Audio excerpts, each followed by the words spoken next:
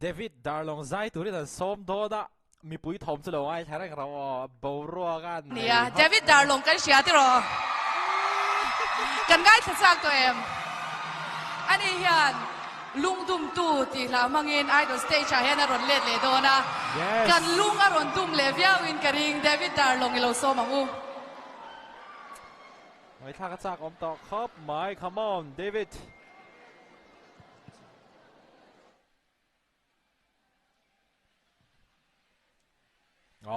câu bồi khum nè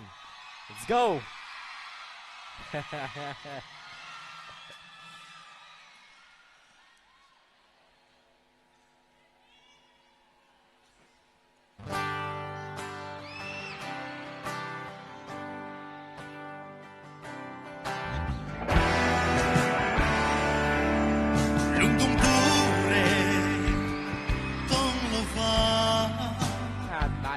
chứ là buồn hay lên trên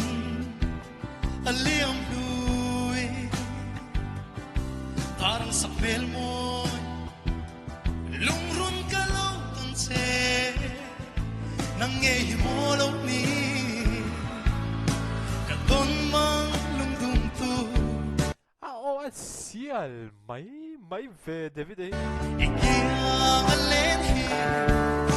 cả ngõ kêu chi nó xin mana nang le sa peka ni ton lo sung khono a lo ro so le ni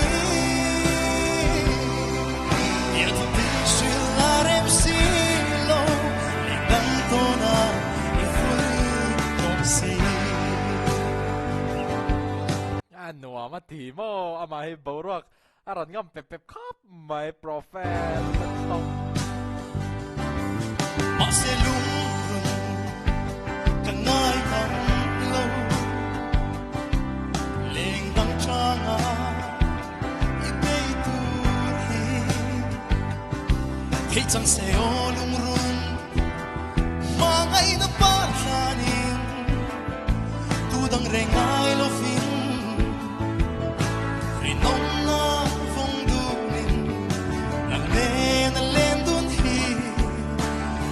ai sama ni en para nang ne sa pel kanin ton lo chung kwanu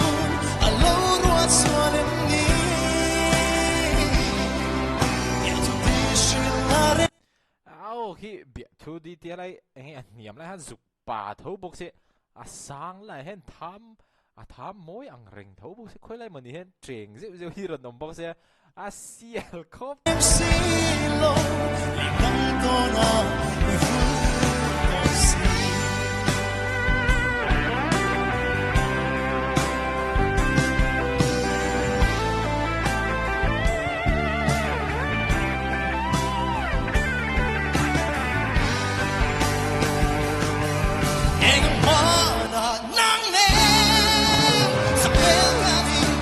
cần ngay thầy lấy là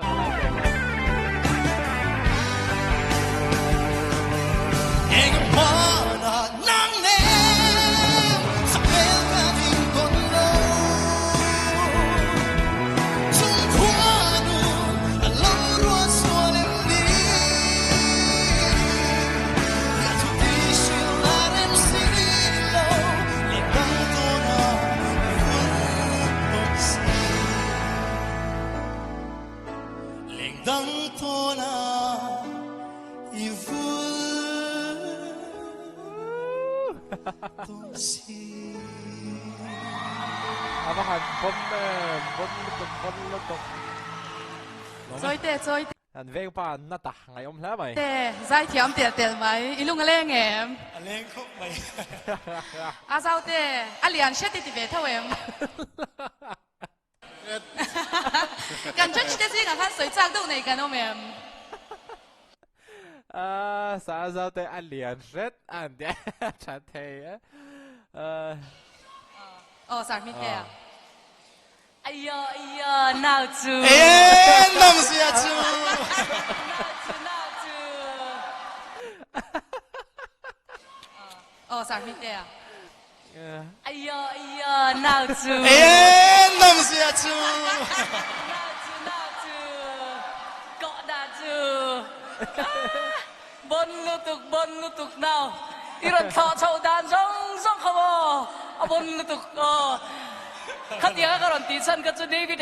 David lệ cái lệ